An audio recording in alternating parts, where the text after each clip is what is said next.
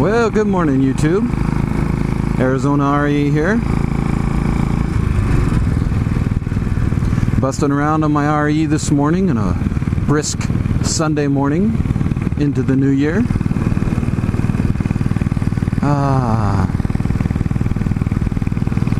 I just love the sound and feel of this lazy old thumper.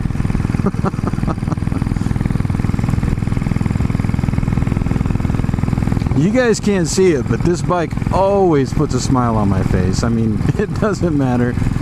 Whenever I'm riding it, there's always a grin on my face.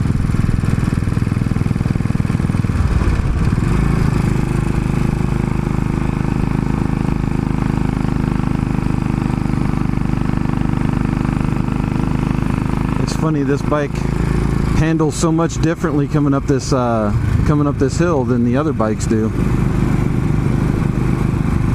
Gotta be very mindful of the tall gear set on 3 and 4 on this bike. 1 through 3 are pretty much normal gears, but when you jump up to 4th, it's really like they just skipped 4th and give you 5th. So if you jump up to 4th too soon, you won't have enough power to climb little hills like that. But at any rate, speaking of Royal Enfields, I wanted to do a shout out for a guy that go figure how I came across his channel. But the guy has a Royal Enfield, he has a Triumph Bonneville, and he has a Tiger 800. I mean, I'm not kidding. And he's a UK vlogger, and if I remember right, his channel's name is Andy L. I'll go ahead and link to it. And you guys go, if you guys like the kind of stuff that I'm doing and you're interested in the bikes that I'm riding and tinkering with, well, go check him out. And he sets out over there, and I think he said Essex at one point, but I can't be too certain. But he set out to just find the windiest, most isolated road that he could find and cruise it. And he does little touring trips. He's done one on his Bonneville, and I think he's prepping to do one on his Tiger now. So if you guys are interested in that, go give him a check and give him a sub. I cannot for the life of me figure out why the guy doesn't have more subs. Interesting videos. He's always tinkering in his garage. He always picks fantastic roads to ride. I mean, it's hard to figure why he doesn't have more subs. But I found him because of the unique collection of bikes that he's got. And there he is. So I guess, maybe he's the Arizona RE of UK. I don't know. Anyway, you guys go give him a check out, because some of his stuff is really cool. I like the ride videos. I like him tinkering in the garage. I like the project that he's got going on with the Royal Enfield. So go check him out.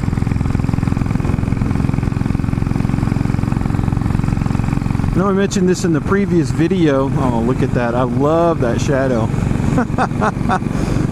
Man, this old bike has a fantastic profile, fellas. Look at that. Yeah, I haven't been riding it as much lately, and I know I mentioned this in a previous video. I'm having some front brake issues again. They were like that when I first got the bike. I had to deck the shoes and put in new springs and do the whole 9 yards, which was fine. It's not that difficult a job. It's just tedious pulling the front wheel off and digging into all of it, because these are old drum brakes.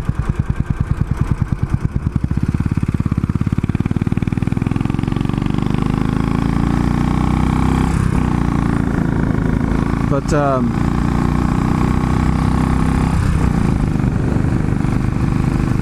this morning I went out and I just gave them a little bit of an adjustment. So the brakes, they feel a little stronger this morning. I think that might buy me some more time before I would have to do the full rebuild. Seeing as how I'm still waiting on parts. The new Royal Enfields, I think from 2009 and newer, all have a disc brake on the front.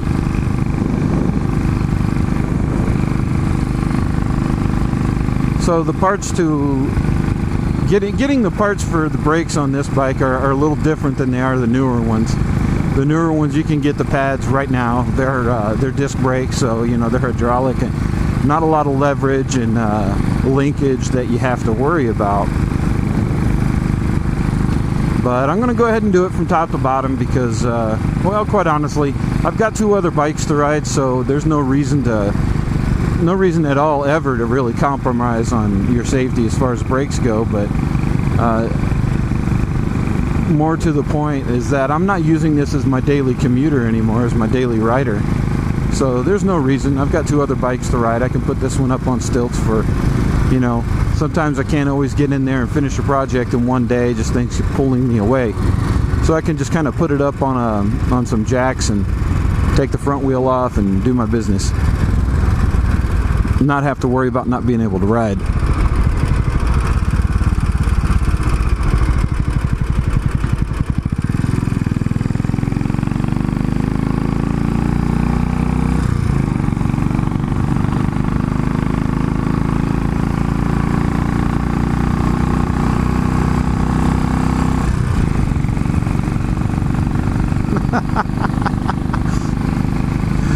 You know, I've heard it said before, and I completely understand it.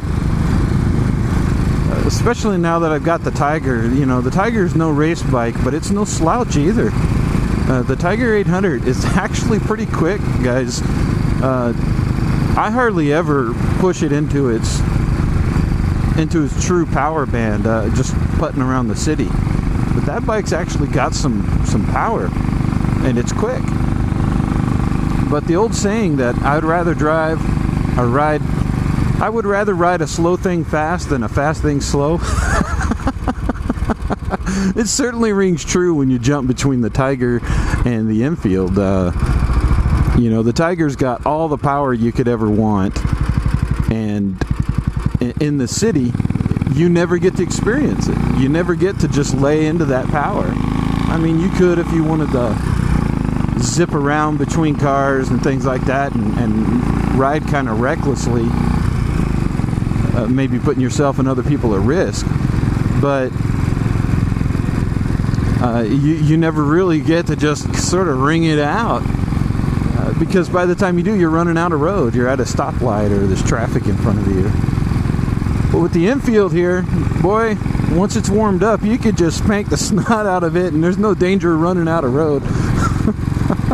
But it sure does bring a grin to your face. I just love hearing this thing wind up.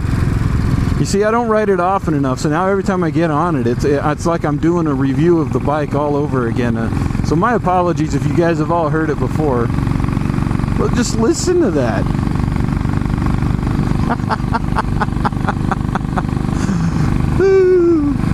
And I have to say, it must be the seat on this bike with the big springs underneath it. But this bike definitely, man, I think it's probably the smoothest ride out of all my bikes. Definitely. I mean, just very smooth. I'm very aware of all these seams in the road and things like that when I'm on the Bonneville. And I haven't improved. These are the stock springs on the back. It's the stock springs in the forks. The only thing I've done is flushed out the fork oil a couple of times and changed the number of cc's in there. But at any rate, the main reason I popped on was just to touch base again with the Enfield and to talk to you guys about Andy L's page and his YouTube. Go check him out. He doesn't have any subs. If you guys are interested in his stuff, definitely give him a like, give him a sub, and let him know that all the effort that he's put into that vlog, because he's got lots of videos, the effort he's put into that vlog is not being ignored, man. And I just want more people to be able to enjoy his stuff like I do. So anyway, there we go again. Thanks a lot, fellas, and I'll catch you later.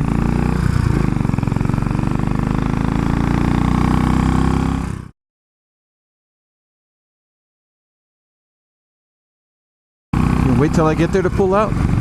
Good job.